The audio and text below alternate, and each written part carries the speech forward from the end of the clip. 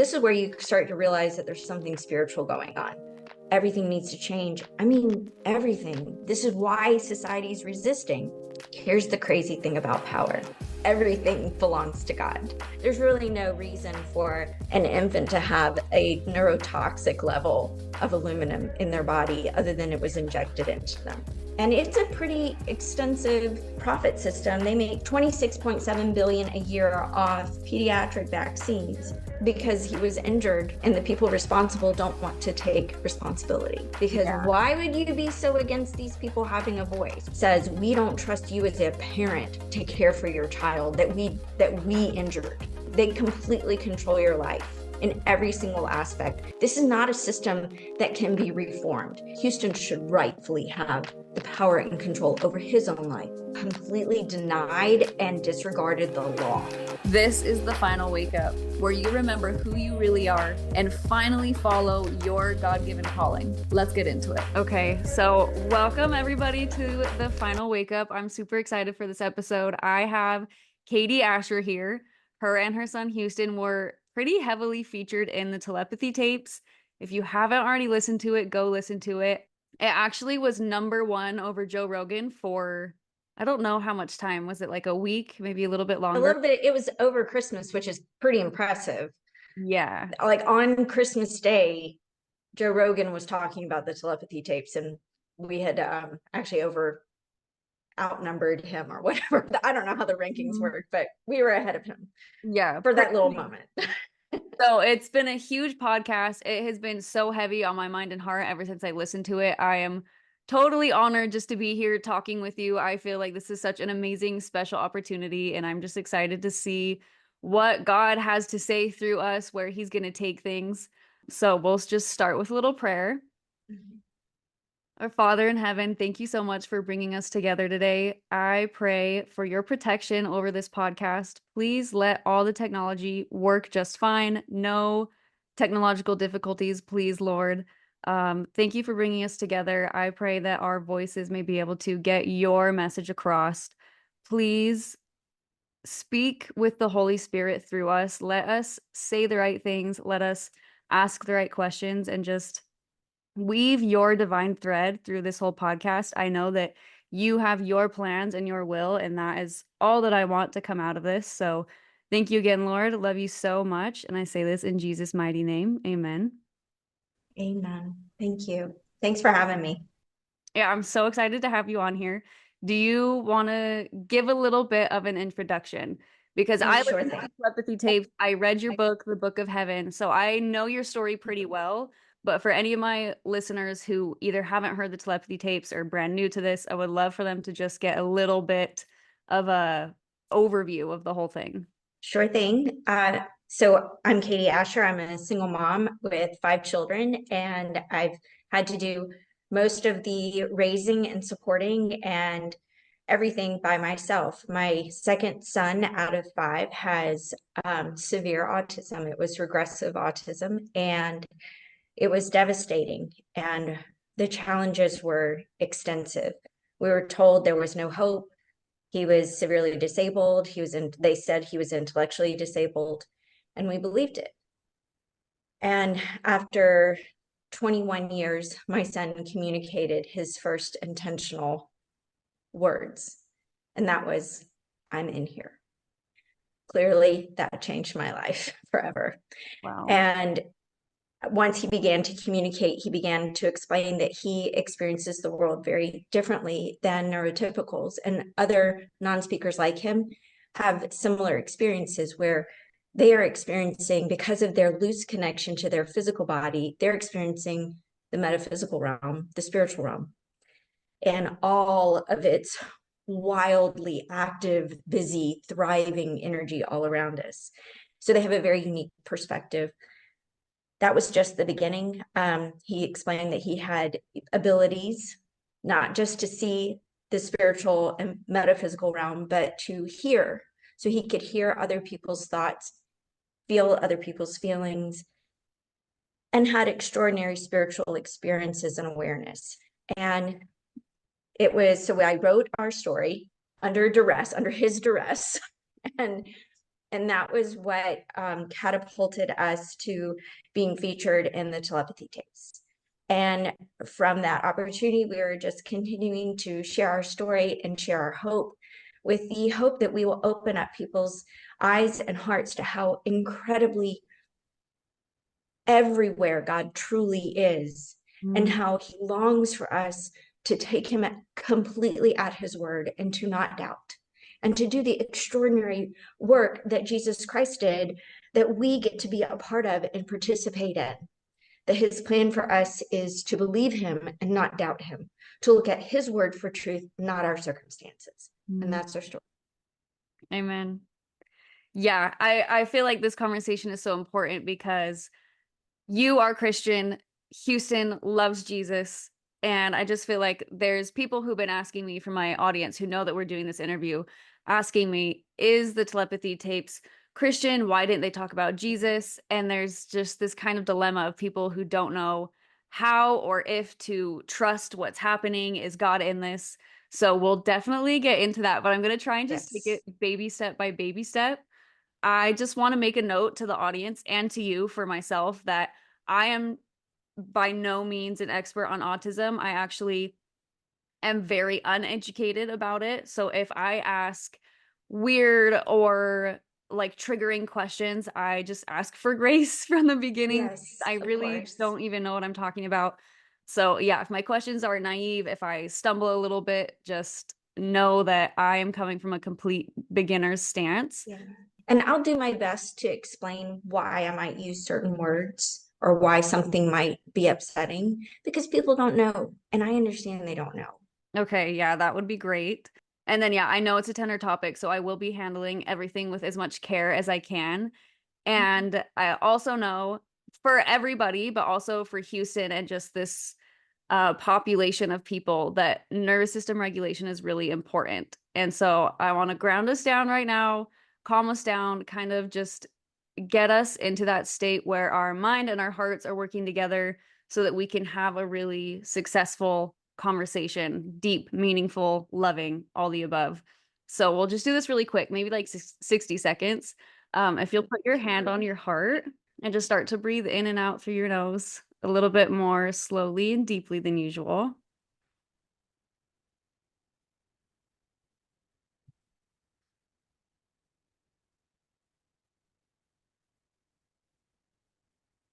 Just focusing your attention on your heart, even imagining your breath flowing in and out through your heart.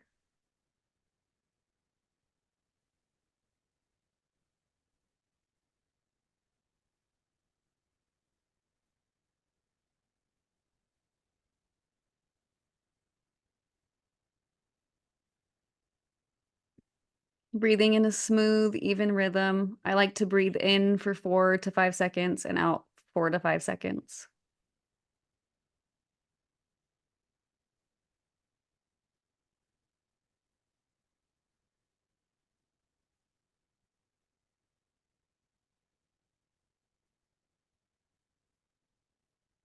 And then I would love for both of us to call upon an emotion that we want to have present in this conversation, whether it's peace or calm or love. Just try to generate that emotion within yourself, and we'll just sit here for a few more seconds and let that become the tone for the show.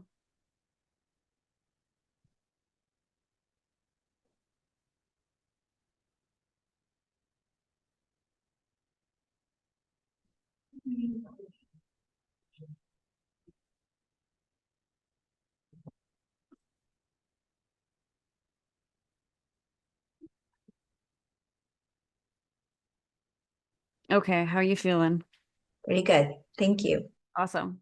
Okay, so we'll go ahead and dive in. Again, I'm trying to go. We can start with that question, even if you want to start with that question, we can start there. Okay, which question? Just about like, is this Is Christian? Telepathy Tapes Christian? Is it, that whole like, what's this about? Okay, yeah, go for it. I think that's a great place to start, because I want to just make sure that everybody understands really what it is, what it's about, and why, as a Christian, I can be a part of it and I can encourage other people to listen to it. Mm, And what it is it's not Christian. it's also not anti-Christian. It's an acknowledgement that the spiritual exists. That's it. So guess what? The spiritual is massive, and it includes everything that we experience in the material world and more, because spirit is the source of matter. And so how do I say, some people I'm sure heard things that were like, this doesn't check my Christian box, or I don't know if I've heard about that. And it's hard to give like a one blanket statement to answer every single one of those questions, because each question is unique. And so what I just ask is that you keep an open mind while we're talking about this, so that when, Madison presents those questions to me, I can explain them and hopefully address your concerns or your fears. I do want everyone to know that I had a lot of influence in trying to make sure that our story was represented. And the truth is, this was never even going to be about one religion or another religion. It was going to be about telepathy. That's all. Whenever Kai Dickens started this process, that's all she thought she was learning about was telepathy. She didn't realize that she was going to be taking into this awareness of the spiritual realm. So she could only handle what she was prepared to handle. And she did, I think, a fantastic job really pushing her own, comfort and boundaries into, trying to understand things that she wasn't even prepared to realize existed. And so that's really how, her journey started with, kind of recognizing there's got to be more. But that was about it. It was just like, ooh, this fits that there's got to be more box. But she didn't realize how much more. And I think she's trying to take baby steps as she goes through her own learning. And that's okay, because we can walk slowly with people as they make this journey and they walk through this time of discovery. And journeys aren't a straight line. Rarely are they a straight line. Typically, they take us through all sorts of places, and some are dark and some are frightening, and all of those are still part of the journey. The question is, where are you headed? And that's really the question that we want to answer for all of us.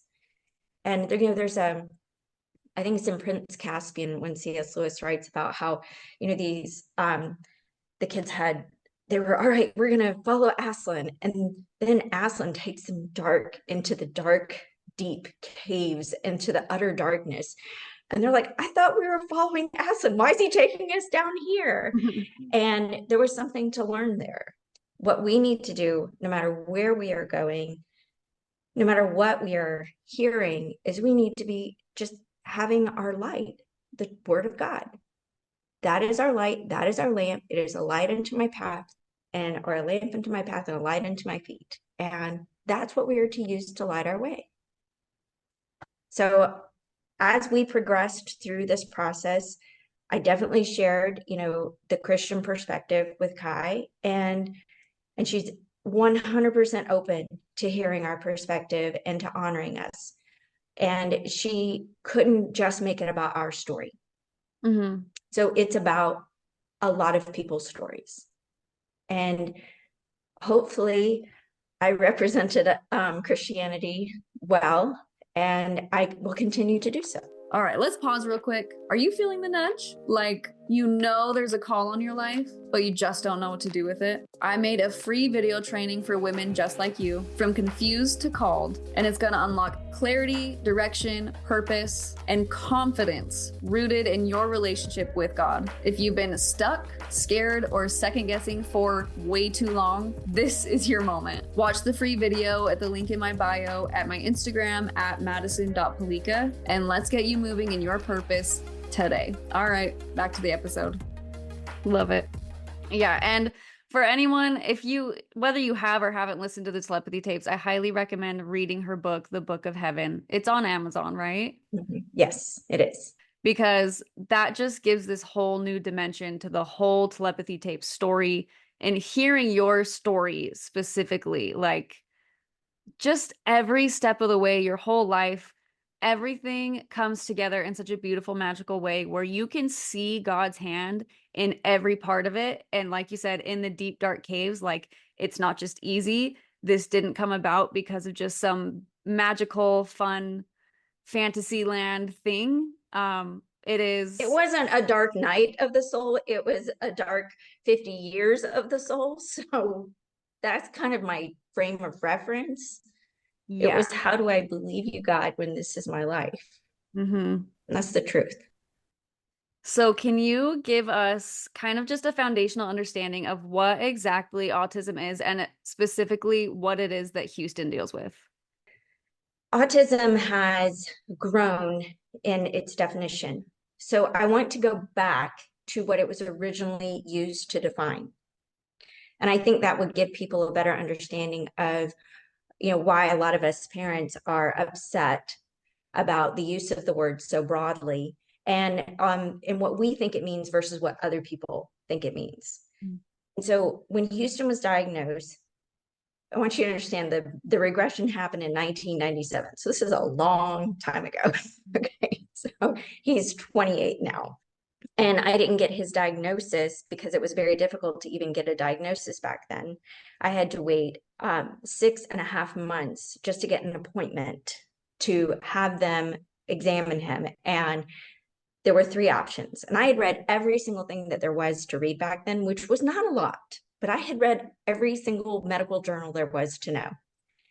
And I was praying that his diagnosis would be something called PDD-NOS, pervasive developmental disorder not otherwise specified.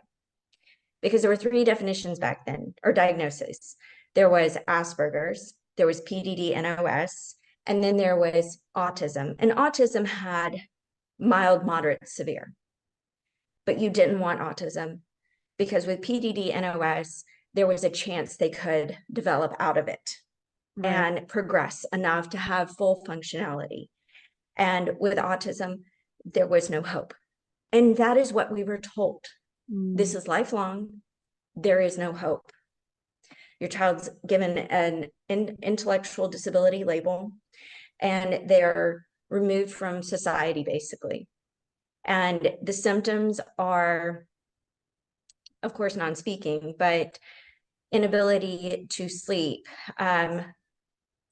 chronic screaming, chronic crying, chronic, you could tell he was in distress, chronic diarrhea, fecal smearing, literally like he was coming out of his skin all the time, couldn't wear clothes, kept running away, eloping, massive sores all over him, just all kinds of really bizarre symptoms that didn't seem to make sense because they were looking at his behavior to diagnose him, but no one would ever look at all of the medical things. He Mm. couldn't sleep, he couldn't stop eating and drinking, and the diarrhea that came out of him was like acid and would like leave sores all over him. He walked on his tiptoes, he would self-injure, he would do this all the time. He couldn't he wouldn't look at us in the eyes, and he would do this. Mm. And I was like, how? Because I'm like, I'm just a young mom. I was like 24 when this was happening. Oh my gosh. Yeah. And I'm like, So young. how? Like, I don't understand. How is this symptom, which is obviously a medical, so this is something medical or sensory or something. How is this like in this behavior intellectual? I didn't understand. It didn't make sense to me. Mm.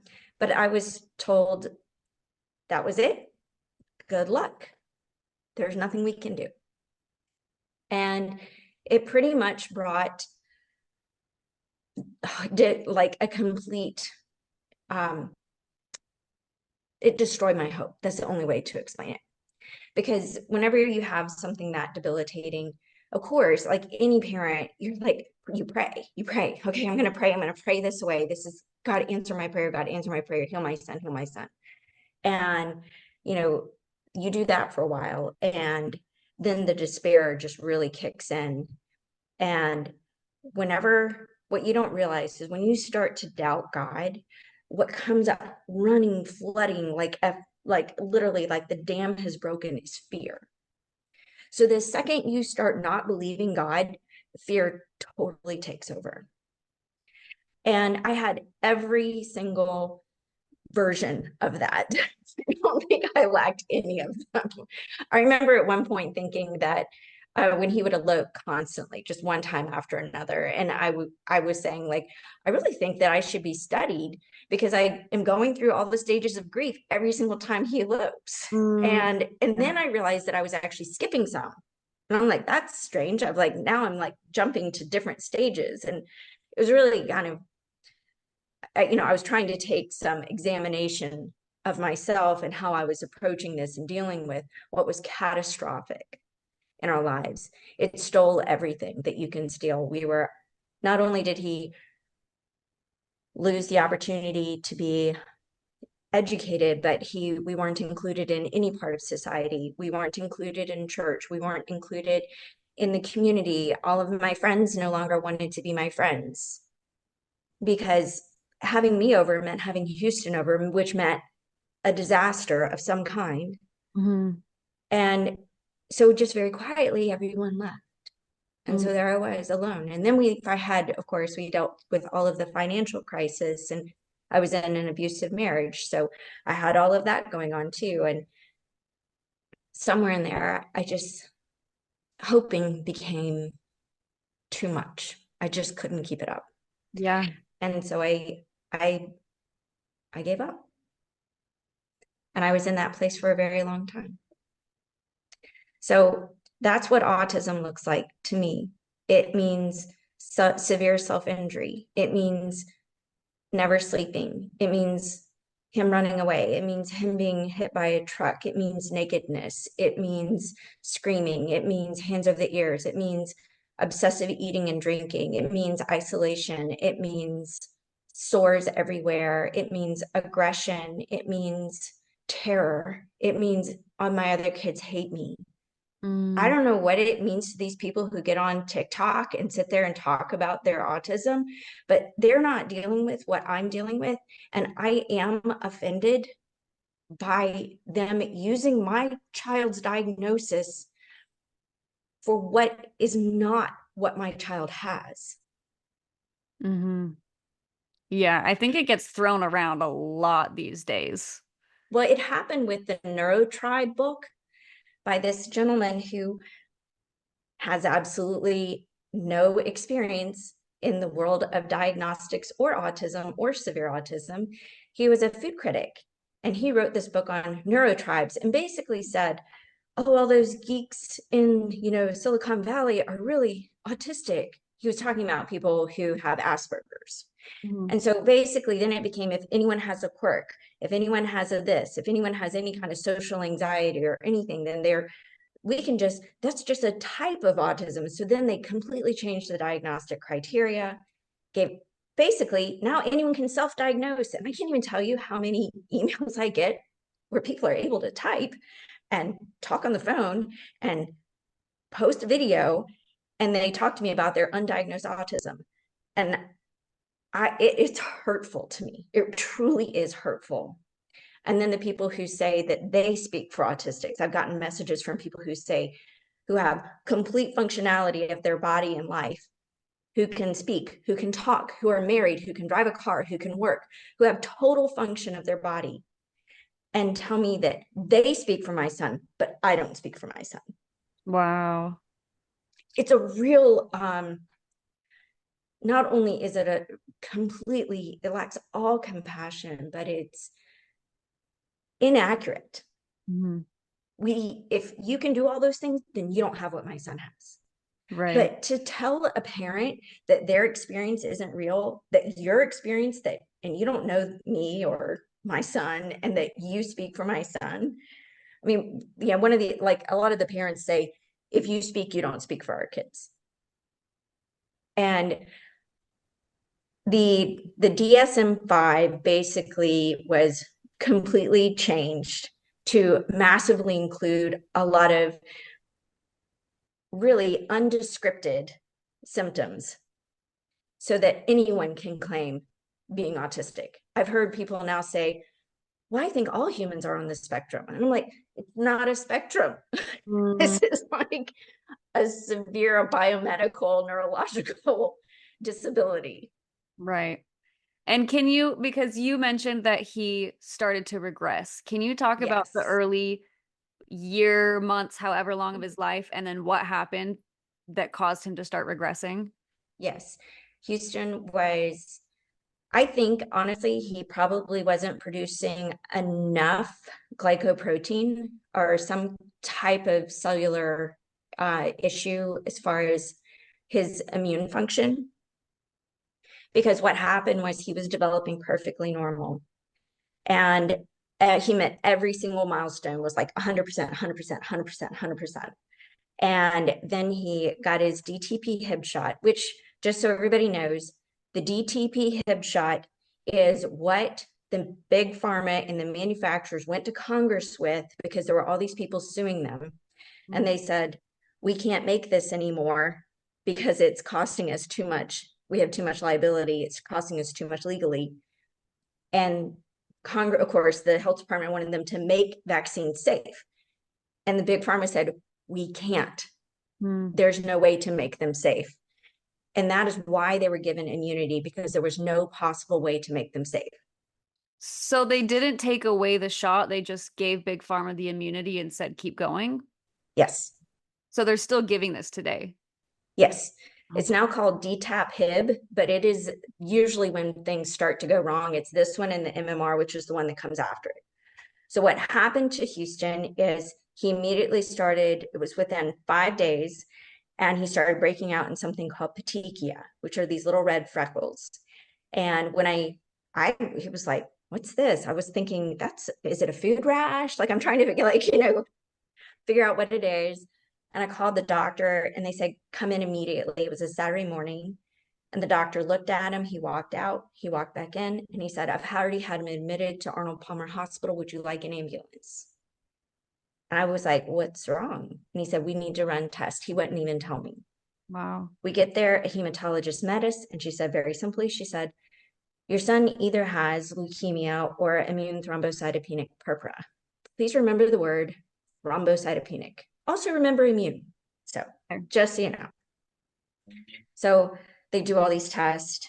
By this time, he's literally covered in these little freckles.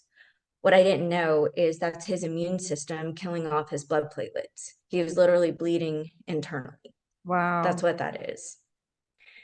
And the hematologist came out and said, this is a reaction to his immunizations. Now, we didn't know at the time just how bad those reaction, like the impact of that reaction was going to be. And he gave him gamma globulin, just all these things to try to boost his immune system, but it was not enough. And the damage was already done. By the time we get the MMR, it gets vastly worse. And what is And the MMR? it's measles, mumps, and rubella. Okay. Rubella is German measles. What's interesting is like that's what like first made me look, because whenever you heard a whole bunch of moms and dads talking about the MMR, so I did the same thing. What's in this?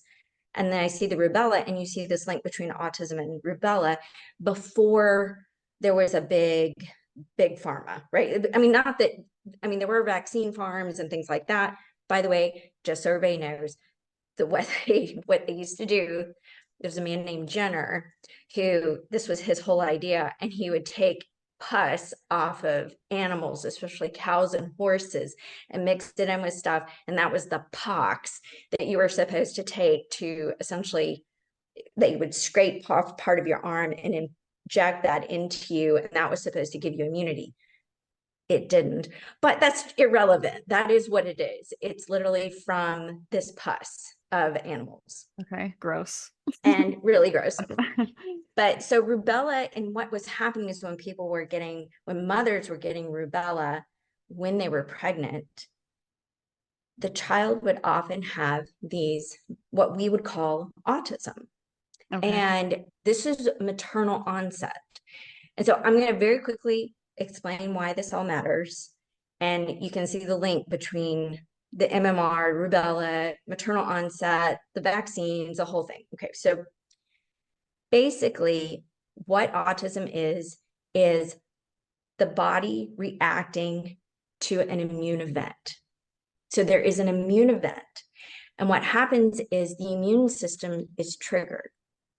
And the immune system, when it's triggered, if it doesn't come back down, then the brain, it's called a cytokine storm.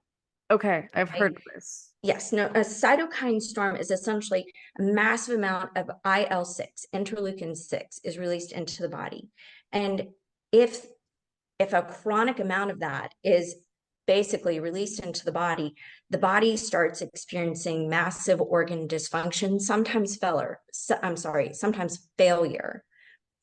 And that's called like hypercytokinemia. Hopefully I'm pronouncing that right. But anyway, and among the other organ dysfunctions that it causes encephalopathy. So why does that matter? Well, in normal development, when we're first born, we have all these sensory synapses, massive amounts of sensory synapses. And this is what helps us learn, right? This is why we're able to learn so quickly as children. And what people don't realize is like, you're not born with motor. Motor develops. That's something that happens over time. You progress, and it's part of development. What you are born with is sensory inputs and sensory synapses that are just soaking in everything. We're like sponges. Well, as your body begins to figure out where it is in space, the brain very slowly begins to start pruning the sensory synapses. And it does this for a reason, because now it's working on motor. So now it's trying to take pruned synapses and then work them into the motor. And then you have motor sensory integration. This is where those primal reflex integrations are so important, because this is where this motor and sensory are actually, those networks are connecting in the cerebellum. Like, this is where it happens. If you have encephalopathy, your brain does not prune synapses. So the motor doesn't develop, the sensory doesn't integrate with the motor. So we have one system that doesn't develop and the other one that isn't functioning optimally. So when the gut, of course, which produces the neurotransmitters, is completely dysfunctional because of all of the cytokine storm. So all this dysfunction, the kidneys don't work, the liver doesn't work, it can't release the toxins. So all of these things happen, and that is why the brain isn't receiving the neurotransmitters. The sensory synapses haven't been pruned. So whenever there is the signal goes to the motor to try to make the body do something, there are too many pathways for it to actually discharge, and there's nothing for it to receive the instruction. Plus you have the wrong chemicals. So all of that creates this basically a mess. Yeah, that makes sense. Now, yeah, so that same immune reaction can happen whenever someone in utero. It can happen when a mother is pregnant. So if the mother has an immune event, it can trigger that same immune reaction, that same cytokine storm. And Dr. Patterson was actually the one who figured out this maternal onset, as well as the interleukin 6 and the cytokine storm. So do you remember that Houston had immune thrombocytopenic purpose? That's the cyto. That's what it's talking about, is that immune function. Okay, so how do immunizations cause this? Well, the adjuvants, essentially the baby's immune system is not developed. Not that it's not developed, it's just that it doesn't have the microbiome, because they haven't been alive to essentially expose themselves to all the bacteria they need to build up the microbiome and everything else. So they have a very limited microbiome. So the reason why they use these adjuvants in the vaccines is to essentially put in such a violent and excessive and essentially anti-agent that's foreign, that the immune system will react, because the immune system doesn't have the microbiome to just react naturally. Right. So the adjuvant that they use is aluminum most commonly. There's also other things that are very dangerous, but let's just focus on the aluminum, because that's what, when we got my son's blood test, was literally at the top of the chart. There was mercury was down here, and the top of the chart, it literally went off the chart. They couldn't even measure how much, it wouldn't even show because it was literally at the very top. And Wow. I was like, what's aluminum? Why is that in there? What? I'd never even heard of aluminum.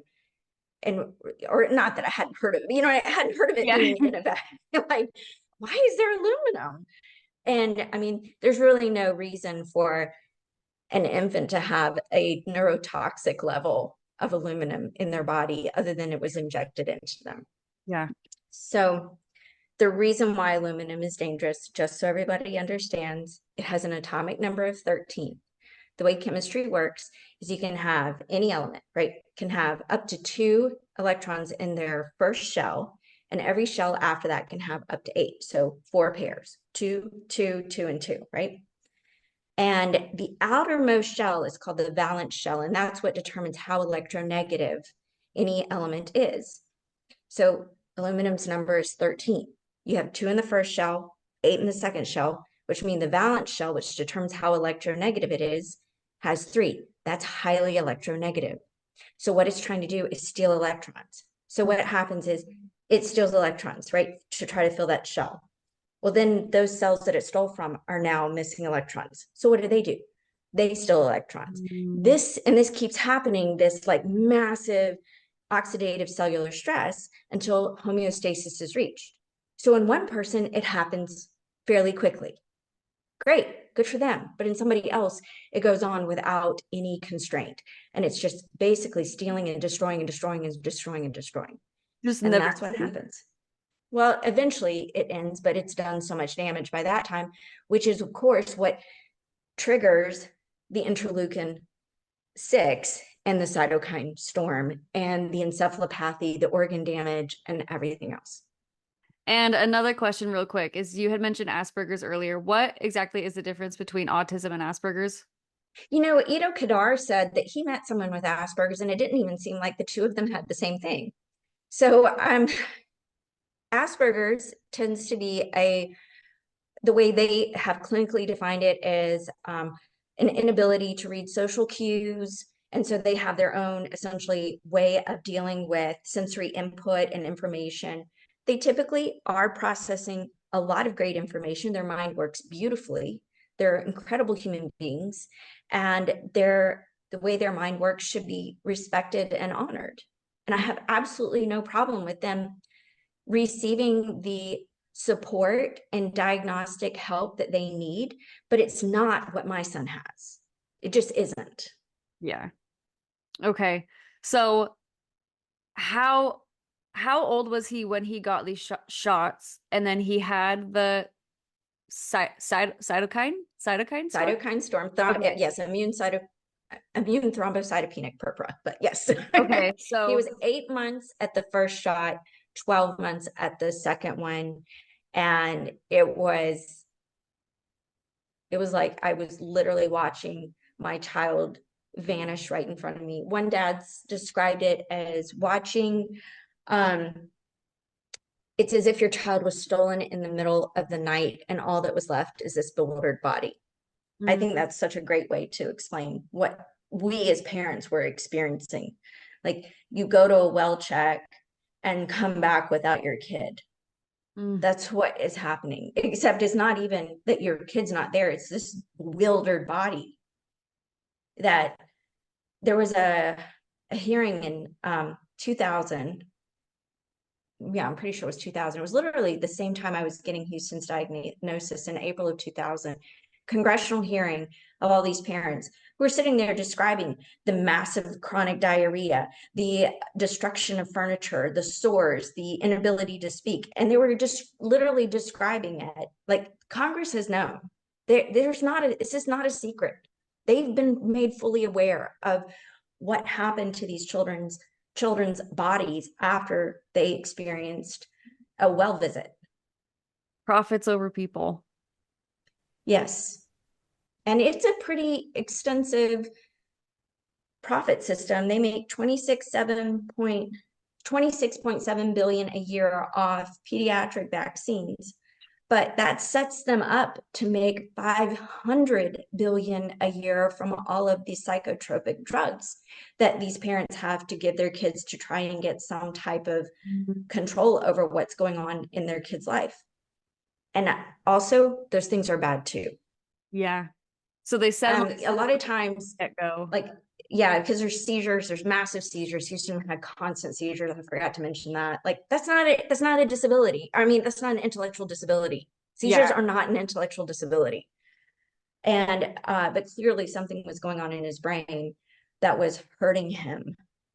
And the drugs that I've seen it over and over again, these kids they have to keep taking more and more and more. And it's because of the chronic encephalopathy. Okay, so we might need to ground again.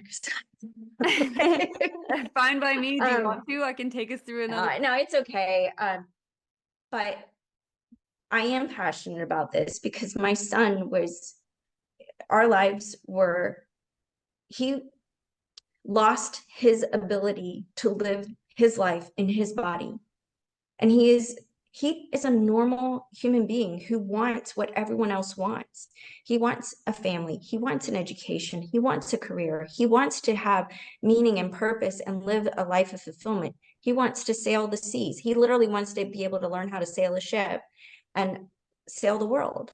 Mm-hmm. These are his dreams. And right now, he requires full 24/7 care that I have to provide for free because he was injured, and the people responsible don't want to take responsibility. Okay, if you've already watched my free training From Confused to Called, and you're like, yep, I know I'm called, but I just need help actually doing it, then it's time for you to take the leap of faith and join my program, Quit Stalling Your Calling. This is where I walk with you step by step, hand in hand, to get unstuck, to unlock your gifts, and start building the life, business, or ministry that God has had in mind for you all along. You don't need another podcast episode. You need a plan. So head to my Instagram at madison.palica, click the link in my bio, and let's finally do this together. All right, back to the episode.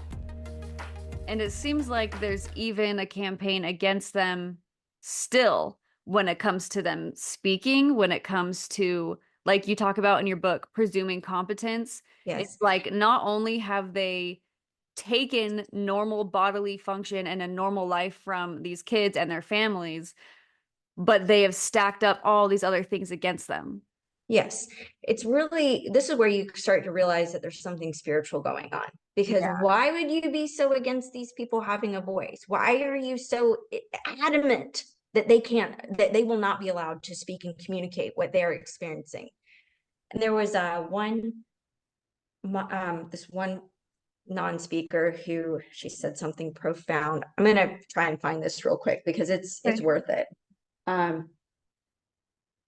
This is a young woman who's in her early 20s. And what she said, here it is. I found it. Okay, cool. And I want to give her credit. Her name's, I think it was a young woman, Sammy. Things that are out of tune and out of harmony will cease to exist because the power of all this overtaking the planet at rapid rates and cannot be stopped. We're too far along in the process. No one saw us coming, and the evil ones could not see our true potential. Even if they tried to stop us with poisons, they did not know that they helped us stay out of the body and bring in something new.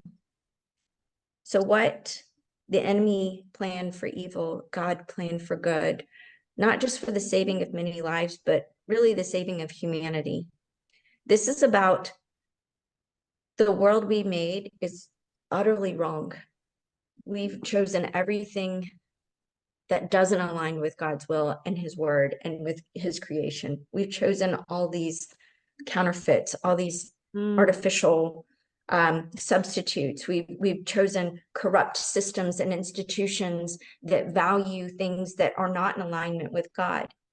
And so whenever we say everything needs to change, I mean everything. All of the big institutions are foundationally corrupt. You can't just whitewash something with a corrupt foundation. You Mhm. have to remove it and take it down because it is fundamentally flawed. And so that is what we need to happen. And that is terrifying because this is why society is resisting, because they've got a lot invested in these institutions and in the roles that they have and in the power that they've collected.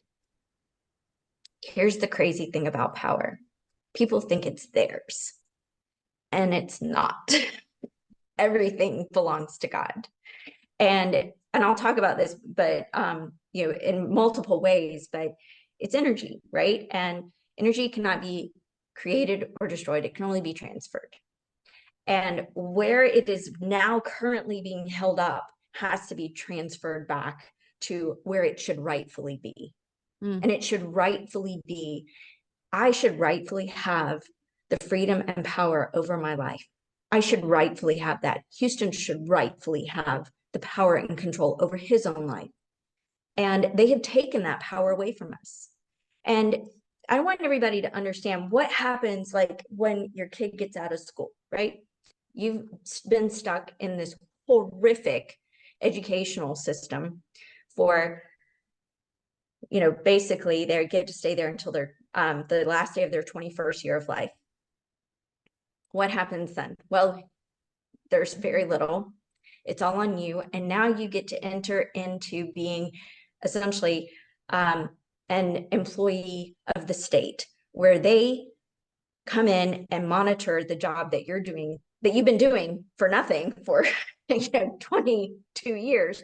Now they get to come in and monitor you and tell you if you're doing a good job. You have to ask them permission for everything. They completely control your life in every single aspect. They completely control your child's life. It is such a horrific system. This is not a system that can be reformed. It's bad. It's flawed. It's fundamentally says we don't trust you as a parent to care for your child that we injured. Yeah. And we're not going to give you anything to care for the child that we injured. And we're going to monitor you and treat you like you're a nothing employee, like a servant, like a slave. There's not even a word for it. And then they're going to actively work against any little baby step you guys find toward progress and make sure that Yes. shut down. And let's not talk about the paperwork and the bureaucracy and the very flawed system and the people that they send into our homes to monitor us. Mm. This is their system. This is what they came up with. And this is all based on this idea that that government should control people. That's what it's all fundamentally about, is that government should have complete control over people. That is against the way our system was founded. It's supposed to be all power resides from the people. That's where the source is. It's the people's power. And the people get to choose who they want to give it to. Mm. And we chose a system of government that is supposed to limit how much power government has. And that is not what has actually happened. I mean, really beginning with the progressives in the 20s, they really just rampantly started taking over the power and taking it from the people. And they did it under the means of poverty. And there was some really bad, horrific poverty and abuses of power. And those did need to be addressed and corrected, but not at the expense of freedom. Yeah. Seems like that's how they do it, is they find a way to cause an issue. They already have a solution in mind that rips people's freedoms away, but they get people scared about something, and then people give up the freedom to make this thing go away. And then it's like, now we have you. Now we own you. Yeah. I want people to know that when I am talking about them actively working against steps toward progress, what I am referencing is that Houston speaks through a system called typing. That's what you call it, right? Spelling or typing. Spelling. Yes. Okay, yes. Yeah. And there has been this huge controversy where, okay, even so, I grew up Mormon. I have friends and family and just random people who have left the Mormon church. And there's this girl who has a podcast dedicated to her journey after leaving Mormonism. What does she believe? What is out there? All this different kind of stuff. So I heard about the telepathy tapes from her, where she was like, I listened to this podcast. I'm starting to think maybe there actually is a God again. And I'm like, oh my gosh, this is huge. I have to listen to the Wow. podcast. And then she posts this thing from some scientist or some organization saying spelling is not legitimate. Is this Oh, you? Houston, you want to say hi? Here, come here, come and let him say hi. Want to say hi? Here, get down in the here, get in the screen and say hi. Hey, Houston. How are you? Hi. All right, going downstairs. Your brother's downstairs. All right, sorry. Go ahead. So sweet. Yeah, but then she shared this thing the next day from the organization or whatever saying spelling is not legitimate. The psychologist, I think the psychologist, the lady who was doing the studies in the telepathy tapes, I can't think of her name right now. It's Dr. Powell, and she's a Dr. Powell. neuroscientist. Mhm. Yes, and they're saying her license was revoked, all these things. And so the girl reposts this other article and says, "Oh, just kidding. Everything in that podcast was fake. It's not legitimate, blah, blah, blah." So it's like there is this active effort coming against you Yeah. guys in so many different ways of trying to discredit people, where I can understand, Dr. Powell, her license gets revoked or whatever it was that happened. And it's like, to a regular person that seems like, oh, they must have been doing malpractice or they were doing something bad. But to someone like you and I who sees that we live in a matrix and that this Yeah. world is fully corrupted, it's like people have the power to ruin reputations, to make people seem completely untrustworthy. And so I think for me and for other listeners, and I want my audience to be filled in on this, is that there are these two opposing sides happening at the same time. And I think it's difficult for people to discern what is the truth, who is trying to trick me. People don't want to be confused. They don't want to be deceived. And well, that brings up a really good point. And the reason why people have that kind of a reaction to honestly truth is because we've been told to believe in essentially this materialistic mindset. We've been taught to doubt everything that we can't see with our own eyes. And even if we can see it with our own eyes, there's got to be a sleight of hand. There's got to be something like essentially there's really nothing good. There's really nothing more. There's nothing to hope in. It's just fine. It's this defensive posture that nothing's real and everyone's corrupt. And except for the people saying, you shouldn't believe in God. They're not corrupt, but everybody else is. And I'm like, yeah. I don't know. There's just something not right about it. I look at those people and I don't see anything holy or good in the very people who are saying there is no God, there is no good. These are people with, and as far as spelling, the people that attack spelling, these are people with a very, very large financial and institutional and power interest. And what is that? What is their vested interest behind trying to? So it really comes from two institutions. And they have, one of them really shouldn't have any business in this at all. And the other one has a chronological interest in it. And that is, so there's ASHA, which is the speech licensing organization, and then there's ABA. ABA stands for Applied Behavioral Analysis, and it came out of the Lovaas method, which is what they would call discrete trial. This man, Lovaas, basically had this theory. This was back in, his whole study came out in the 80s, but basically what it said was, I found a way to cure people of autism. And what you do is you make them do the same thing over and over, and then suddenly they don't have autism anymore. Okay.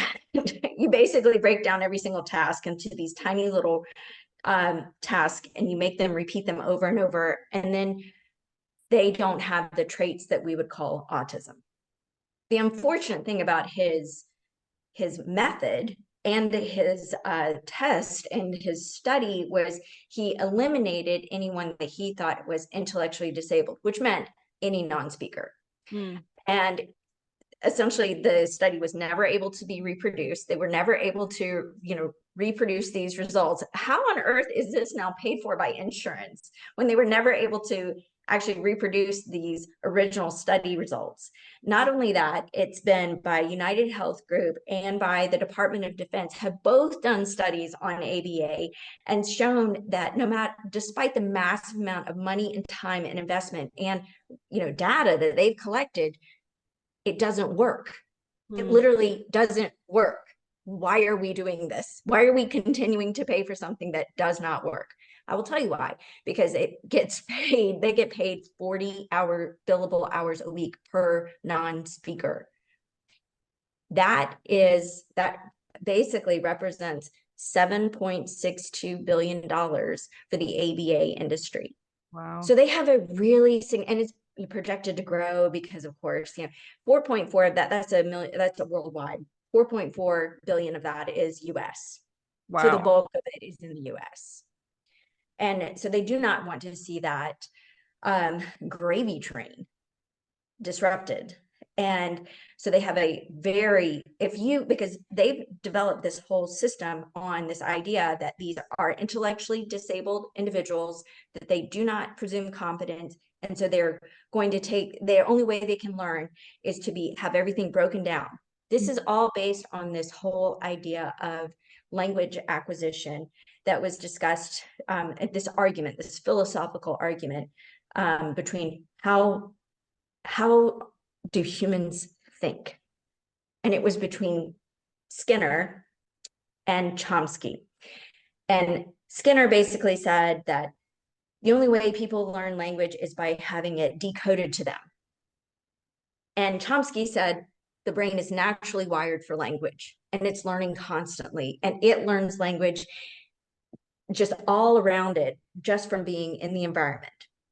Now, learning and being able to understand language is not the same as reading. That's actually a different skill set that involves some vision and everything else, but it is comprehension. Both of those are comprehension. Mm-hmm. The actual ability to decode visually is a complex skill, but most of these guys who are non-speakers have had to teach themselves how to read. And it is because language is everywhere and they do absorb things. And it was whenever Houston starts like spelling and doing all these things, and I went back, I'm like, well, how did you do that? And I went back and I started looking at all those old pictures, and I was like, oh my goodness, he was always in books. Yeah, it was like had all these pictures of him in books, but I just thought he was looking at the pictures. Right. The presumed incompetence. Yes. And so they're constantly learning. All of us are constantly learning. And I just want to talk about the idea of language, right? The idea of language is the ability to hear sounds, recognize the sounds have meaning and intent. Every single person has that ability. Mm-hmm. The ability to respond is actually a different set of skills that require motor control. For sure. So if your body has had a basically immune reaction, an injury where your motor has not been able to develop, then you can hear, access, understand, interpret, but then you can't respond. It's like living in because the motor wasn't developed. And also, okay, so sorry to my listeners. If you haven't listened to the telepathy tapes, you really need to, because I feel like it just is the foundational understanding for this. When we talk about spelling is, I believe, correct me on anything if I'm wrong, it is that you hold a board and it has all the letters on it and some numbers, and they will type out by pointing to different letters the words that they are trying to convey. Yes. So Houston will point to these letters in order to communicate what it is he's thinking, to show that he is thinking, that he is in there. He has a brain, he has a soul, he has a personality. So these associations working for autism are very much against this method of speaking for these children, which is incredibly disempowering. But yes, also illegal. Wait, what do you mean? Forget that. It's illegal for them to try to deny their communication choice. In the ADA, it says that the institution is required to follow the communication choice of the person with a disability. Wow. And they have literally completely denied and disregarded the law, the federal law. Because in my mind, they see it as a huge threat. Because imagine having these people who are connected to something larger, who can finally start sharing the things that they know. Imagine how things could quickly start to crumble if too many of these people get voices. Yes, that's exactly what's happening. Thank goodness. If this stirred your spirit, don't just scroll past it. Drop a 5-star review, share this with a friend who's ready to wake up, and tag me at madison.palica so we can spread this movement together. Ready to stop stalling your calling? Go watch the free training from Confused to Called, linked in my bio. And when you're ready to go all in, jump into my signature course, Quit Stalling Your Calling. You were made for this. Keep waking up, and I'll see you next time.